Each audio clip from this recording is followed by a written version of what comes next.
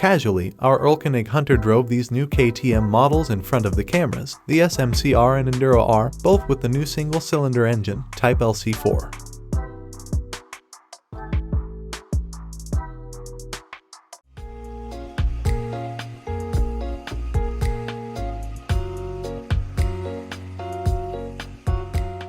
Their unique selling points made them so popular. KTM 690 smcr and 690 Enduro R, single-cylinder engines with 75 horsepower, Euro 5 compliant and street legal, mind you.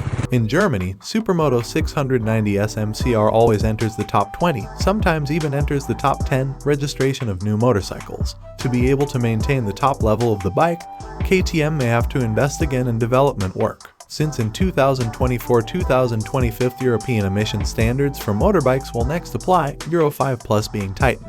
If you take a closer look at Erlkönig's photos, you can see some of the changes to the machine, at least on the outside. The LC4 and KTM, this traditionally stands for liquid-cooled, water-cooled, and 4-stroke. The outstanding key data from the current stage of the evolution are 693 cc, maximum 75 horsepower at 7,500 revolutions per minute, and 73.5 Nm at 5,600 revolutions per minute. Not only at KTM, increased displacement in order to be able to maintain or even improve performance despite stricter emission standards is commonplace. Since the LC4 single already holds close to 700 cc, it is reasonable to assume that it will soon have over 700 cc. Until now, the cylinder bore includes a forged piston measuring 105 mm with a stroke of 80 mm. With a 106 mm bore and the same punch, the result is 706 cubic meters. With 107 bore it would be 719 cubic, and thus at least the previous nominal power of 75 horsepower, maybe even a few more HP.